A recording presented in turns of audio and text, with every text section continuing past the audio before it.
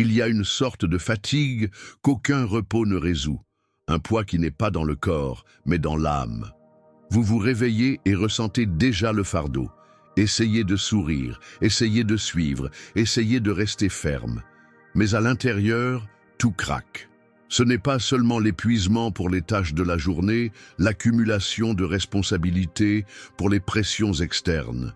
C'est un épuisement profond, comme si même la respiration nécessitait un effort. Et il est difficile d'expliquer ce genre de douleur, parce qu'à l'extérieur, tout semble normal. Les gens vous voient travailler, prendre soin de la maison, aller à l'église, réaliser vos engagements. Mais ils ne voient pas qu'à l'intérieur, vous avez du mal à ne pas tomber. Et peut-être que personne ne le sait, mais Dieu le sait. Dieu voit ce que personne ne réalise. Il connaît les moments où vous vous taisez parce que tu n'as plus la force de parler. Il voit les larmes qui ne tombent pas, mais qui inondent le cœur. Il entend même son silence, parce que même lorsque vous n'avez pas de mots, votre fatigue lui parle. Et c'est dans ce genre de fatigue, celui de l'âme, le spirituel, qui nous fait remettre en question la foi, que la présence de Dieu devient le seul moyen de subsistance. Pas un miracle immédiat, pas une évasion des problèmes, mais une présence qui vous tient lorsque vous sentez que vous vous effondrerez. Aujourd'hui, vous pouvez être exactement comme ceci, fatigué, épuisé, sans la force de continuer. Mais c'est la bonne nouvelle. Vous n'avez pas à continuer seul. Dieu est là. Et avant même de demander de l'aide, il le savait déjà. Il était déjà à ses côtés, parce qu'il ne vous quitte pas quand vous êtes faible. Il vous tient, il vous lève, il vous donne de nouvelles forces. C'est le point de départ, pas le déni, mais la reconnaissance. Papa, je suis fatigué. Et c'est de cette sincérité que la guérison commence. Parce que Dieu ne rejette pas un cœur brisé. Il s'approche. Et quand il s'approche, même la fatigue trouve le repos. J'élève mes yeux vers les montagnes. Où m'aidera? Mon aide vient du Seigneur, qui a fait le ciel et la terre. Psaume 121, 1-2. Lorsque nous sommes épuisés, notre première réaction est d'essayer de trouver des forces en nous. Nous essayons de motiver nos esprits, de réorganiser les pensées, de donner cette façon de continuer, même sans structure. Mais il y a des moments où cela ne fonctionne même pas, moments où vous vous rendez compte, la force n'est plus en vous. Il n'y a plus de moyen de forcer un pas, et c'est à ce moment même que le psalmiste nous enseigne quoi faire. Lève les yeux. J'élève mes yeux. C'est la première attitude. Parce que lorsque le poids est trop grand, il est courant de réduire la tête. La douleur vous rétrécit, l'angoisse vous plie, mais le psalmiste nous invite à faire le contraire. Levez les yeux, pas pour les problèmes, pas pour les limitations, pas pour la douleur, mais pour le Seigneur, celui qui a créé les cieux et la terre, la source d'aide, l'aide qui n'échoue jamais. C'est une décision difficile, surtout lorsque l'émotionnel est fragile, mais lever les yeux est un acte de foi silencieux. C'est comme dire « Dieu, je n'ai plus de force, mais je sais que le Seigneur l'a fait. Je ne peux pas, mais le Seigneur le peut. » Et cette reddition est le début du redémarrage, parce que l'aide ne vient pas de l'intérieur, cela vient d'en haut. Le psalmiste ne demande pas d'aide dans les circonstances. Il ne s'attend pas à ce que tout change pour se sentir en sécurité. Il lève les yeux et déclare « Mon aide vient du Seigneur » et c'est suffisant, c'est suffisant. Parce que lorsque vous reconnaissez d'où vient votre force, vous arrêtez de vous battre seul. Vous arrêtez de porter le poids que vous n'avez pas été appelé à porter. Vous apprenez à vous soutenir. Aujourd'hui, peut-être, c'est le jour de faire ceci. Lève les yeux. Arrêtez de chercher en vous ce que seul Dieu peut offrir. Dis, sincèrement, « Papa, je ne peux plus, mais je te regarde. » Et dans ce regard, dans cette reddition, cette confiance, quelque chose commence à réaliser à l'intérieur. Parce que la force dont vous avez besoin ne vient pas de vous. Elle vient de lui. Et il est déjà là. Il y a des jours où même la prière semble échouer. Vous pliez vos genoux, essayez de dire quelque chose, mais le cœur est tellement dépassé que les mots ne sortent pas. Ou quand ils partent, ils semblent vides. répété, séché. Comme si la connexion avait été perdue au milieu de la fatigue. Avez-vous déjà ressenti de cette façon? C'est comme si la prière qui vous nourrissait autrefois, maintenant juste un autre effort. Vous essayez de chercher Dieu, mais l'âme est distraite, épuisée, terne par la douleur et la confusion. Et à ces moments, il est facile de penser que votre foi est faible, que Dieu s'est éloigné, que vous échouez spirituellement. Mais la vérité est que ces prières fragiles atteignent encore le ciel. Parce que Dieu n'a pas besoin de performance. Il ne répond pas au beau ton de notre voix. Il ne bouge pas seulement lorsque la prière est parfaite. Il répond à la vérité. Il écoute ce soupir que vous avez donné au milieu de la nuit. Il était présent à ce moment où vous venez de pleurer, sans dire un mot, parce que la Bible dit que le Saint-Esprit intercède pour nous avec des gémissements inexprimables. En d'autres termes, même ce que vous ne pouvez pas dire, Dieu comprend. Ce n'est pas la force de votre prière qui fait agir à Dieu, c'est son amour pour vous. Et cet amour est constant, même lorsque vous êtes faible, confus, épuisé, même quand ta prière n'est qu'un murmure. « Père, aidez-moi » même quand c'est juste une pensée. « Seigneur, je ne peux plus le supporter ». C'est déjà la prière, c'est déjà la livraison. Cela suffit pour que Dieu se penche et vienne à vous. Vous n'avez pas à vous sentir coupable d'être faible. Jésus connaît la fragilité humaine. Il a vu l'âme en détresse de Marie, vu le désespoir des disciples. Il a vu la femme qui a touché sa frontière avec la petite foi à gauche. Et il n'a jamais rejeté aucun d'entre eux. Il s'est toujours approché. Aujourd'hui, si prier est difficile, respirez et soyez devant lui. Dites ce que vous pouvez. Ou se taire, il est encore là. Parce que ce n'est pas vous qui soutient la présence de Dieu, c'est lui qui vous soutient, même si vous ne pouvez plus. Et c'est la bonne nouvelle pour ceux qui sont fatigués. Même en silence, Dieu répond. Même sans mots, il comprend. Même dans votre moment plus faible, il reste fort pour vous. Cette nuit silencieuse dans le jardin de Gethsémane, Jésus était sur le point de faire face au moment le plus douloureux de son voyage. Il savait ce qui allait arriver. Il connaissait la trahison, le procès, la croix. Mais là, dans cette solitude, entouré uniquement de disciples endormis, il nous a révélé quelque chose de profond et humain. Le Fils de Dieu était également fatigué, en détresse et surchargé. « Mon âme est profondément triste jusqu'à la mort ». C'est ce que Jésus a dit, Matthieu 26, 38. Des mots qui auraient bien pu sortir de notre bouche les jours d'épuisement émotionnel. Jésus n'était pas seulement triste, il était profondément triste. Il n'était pas seulement fatigué, il était au bord de l'effondrement émotionnel. Et pourtant il a prié, il s'agenouilla, a crié et il a demandé « Père, si possible, retire ce calice de moi ».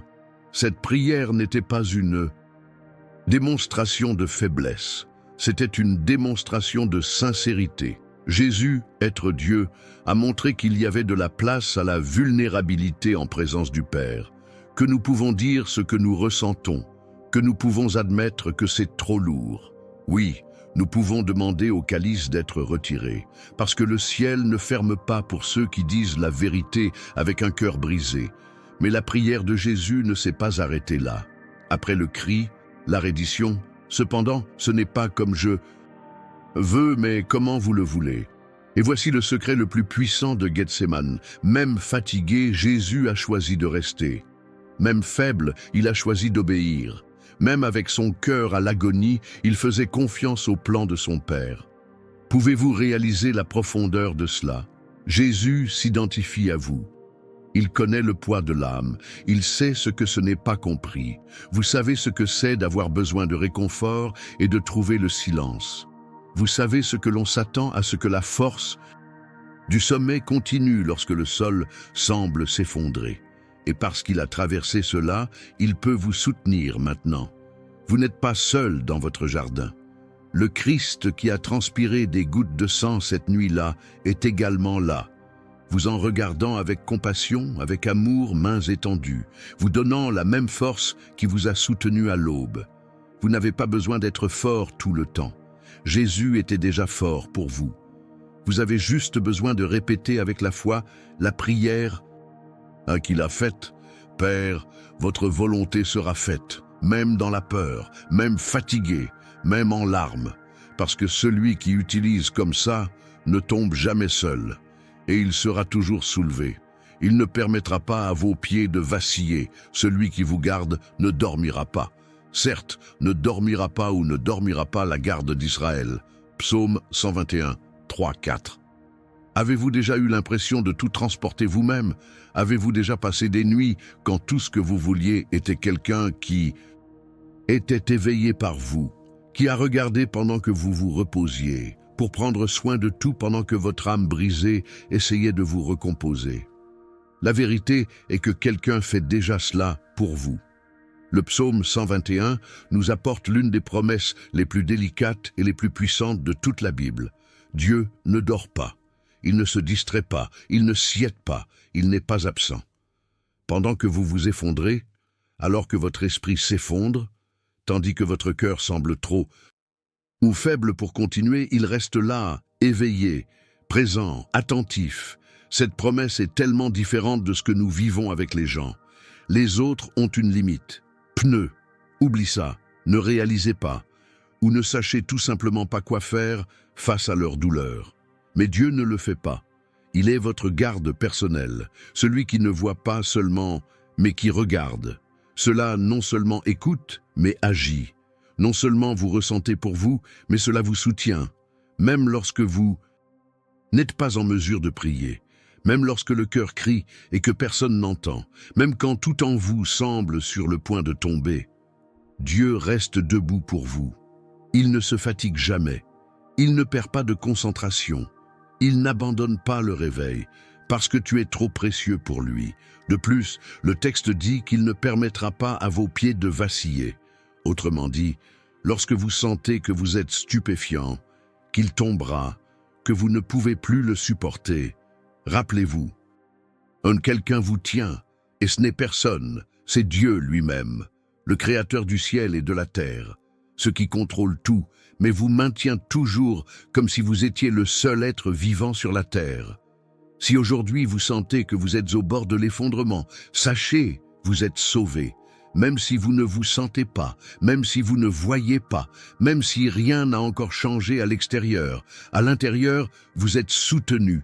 Dieu prend soin de vous dans les coulisses, et il ne dormira pas avant qu'il ne vous vienne à nouveau.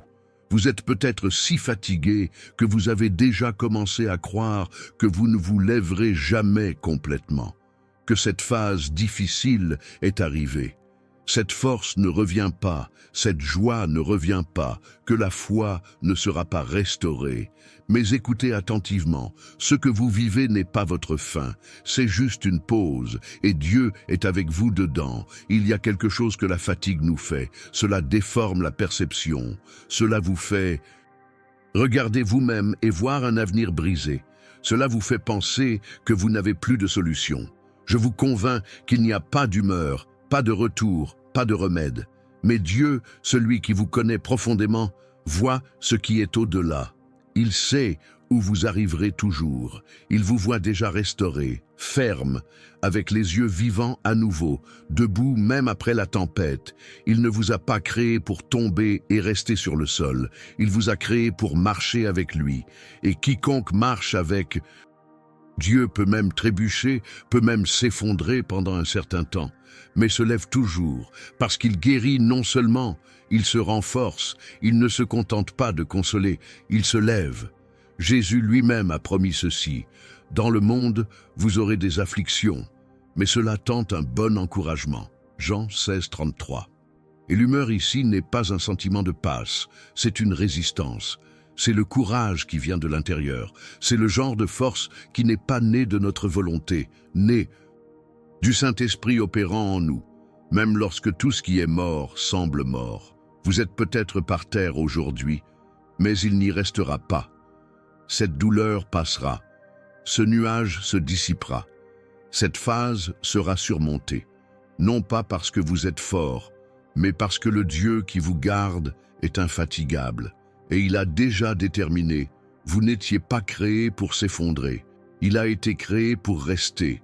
Donc, même si les yeux sont larmoyants, même si la poitrine est toujours serrée, même si l'âme est fatiguée, soulève l'esprit, respirez profondément et déclare avec foi, « Seigneur, je me lèverai toujours. » Parce que tu pars, au nom de Jésus, vous allez.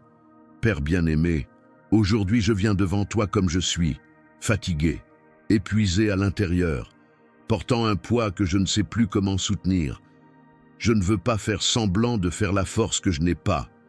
Je ne veux pas essayer de paraître entier quand je suis en morceaux. Aujourd'hui, je veux juste me reposer sur vos genoux et dire toute la vérité de mon cœur. Cela m'aide à me lever. Monsieur, la fatigue n'est pas seulement physique, elle est émotionnelle, elle est spirituelle. Il y a des jours où je peux à peine prier. Il y a des nuits où le sommeil ne vient pas. Il y a des moments où j'existe juste et je ne sais même pas si je vis vraiment, mais même ainsi, je me tourne vers vous. Parce que je sais que tu me vois. Vous connaissez tous les soupirs que je donne. Vous entendez même le silence de mon cœur. Je me souviens de ta parole. Je me souviens du psaume 121 qui dit que le Seigneur ne dort pas, que le Seigneur est celui qui me garde. Je me souviens que mon aide n'est ni en moi, ni dans les gens, ni dans les solutions humaines. C'est en toi. Et c'est pourquoi je pleure maintenant. Je me soutiens. Papa, tiens-moi dans tes bras. Couvrez-moi de votre paix. Cela m'implique avec ton amour. Et si je n'ai pas la force de faire un pas aujourd'hui, alors que le Seigneur me porte, que le Seigneur m'emmène sur mes genoux, alors qu'un père prend le fils qui ne peut plus marcher seul, je vous livre maintenant tout ce qui est lourd, chaque préoccupation, chaque douleur cachée, chaque anxiété qui crie en moi. Je vous donne les craintes que je ne dis à personne, les pensées qui me fatiguent, les blâmes qui me lient, le vide que je ne comprends même pas. Prenez tout, Seigneur, prenez mon âme fatiguée. Tout comme Jésus a prié dans Gethsémani, je prie aussi, Père, si possible, retirez ce calice de moi, mais votre volonté sera faite, parce que même faible, je fais toujours confiance. Même sans comprendre, je me rends. Même en larmes, je continue de vous appeler Père. Soutiens mon esprit, renforce mon esprit, guérir ce qui est blessé, et renouvelle en moi l'espoir que je me lèverai toujours, pas pour moi, mais par vous, car votre force est parfaite dans ma faiblesse. Et aujourd'hui, tout ce que j'ai, c'est de la faiblesse. Mais tout ce que le Seigneur a, c'est le pouvoir. Au nom de Jésus, je prie, avec foi, avec la vérité, avec livraison. Amen. Vous êtes venu ici, lire mot par mot. Il pleura en silence, ou prit parfois une profonde inspiration. Peut-être que cela a senti que Dieu vous touche entre les lignes, dans les souvenirs qui sont venus, dans l'épuisement que vous avez essayé de vous cacher, mais maintenant devant lui. Ce n'était pas étonnant. Vous aviez besoin d'entendre cette vérité. Dieu est toujours votre aide, et plus, il le sera toujours. La fatigue passera, la confusion va céder, l'âme respirera à nouveau. Et quand cela se produit, vous vous rendrez compte que vous n'étiez pas abandonné dans le processus. Vous avez été soutenu. Quand tout en vous a dit « ça n'ira pas », la grâce de lui a chuchoté « juste une autre étape ». Lorsque vous avez pensé à abandonner, c'est la présence de Dieu qui tenait fermement à l'intérieur. C'était lui, c'était toujours lui. Cette phase ne définit pas qui vous êtes. Cela ne détermine pas votre avenir. Elle n'est qu'une page de son histoire, une histoire écrite, oui, mais aussi avec espoir, avec résilience, avec la foi qui résiste même sans explication. Vous n'êtes pas tombé, vous êtes érigé, vous n'avez pas perdu, vous êtes restauré.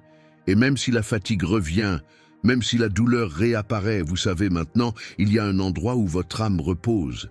Il y a un Dieu qui ne dort pas, qui n'abandonne pas à vous, ni dans ses pires jours. Et ce Dieu dit maintenant, je suis toujours votre aide. Regarde-moi, je te tiendrai debout. Si ce mot vous a atteint, écrivez ici dans les commentaires « Père, tiens mon âme, je te fais confiance ». Déclarons cette livraison ensemble. Et si vous connaissez quelqu'un de fatigué, quelqu'un qui vit juste cela, envoyez cette vidéo. Ne gardez pas pour vous ce qui peut soulever un autre cœur. Comme cette vidéo s'il vous a parlé. Et si vous souhaitez continuer à recevoir des messages qui renforcent votre foi, abonnez-vous à la chaîne. Ici, nous ne prétendons pas, nous marchons ensemble avec la vérité, avec la foi et l'amour d'un Dieu qui ne nous laisse jamais sur le sol. Vous êtes venus ici, peut-être en train de traîner à l'intérieur, fatigué de garder la pose, fatigué de sourire alors qu'il ressent le poids du monde sur le dos. Peut-être que j'ai même pensé à abandonner. Mais Dieu vous a amené à ce message pour vous rappeler quelque chose que la fatigue essaie d'effacer. Vous n'êtes pas seul. Et vous vous lancerez toujours.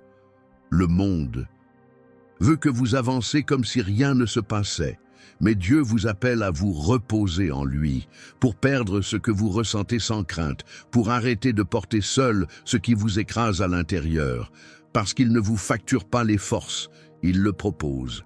Il n'a pas besoin de stabilité, il est son rocher. Si vous sentez que vous ne pouvez plus le supporter, respirez, parce que maintenant c'est Dieu qui vous tient. Maintenant, c'est Dieu qui vous lève. Vous n'avez pas à faire vos preuves. Vous n'avez pas besoin d'avoir toutes les réponses.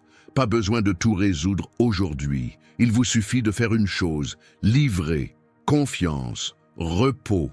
Le voyage se poursuivra, mais maintenant avec la certitude qu'il y a un Père qui vous tient, qui vous couvre, qui vous voit, et que même quand tout le monde dort, il est toujours éveillé par vous. Si ce message parlait à votre cœur, écrivez ici dans les commentaires. Papa, ça m'aide à me lever. Transformons cet espace en une chaîne de foi, de guérison et de reddition sincère. Comme cette vidéo, si elle vous a atteint, partagez avec qui vous savez que vous êtes également fatigué. Et si vous voulez continuer à marcher avec nous, abonnez-vous à la chaîne. Ici, personne n'a besoin de prétendre être bien. Ici, nous prions ensemble jusqu'à ce que vous vous leviez. En Dieu, vous vous lancerez debout et continuera, une étape à la fois.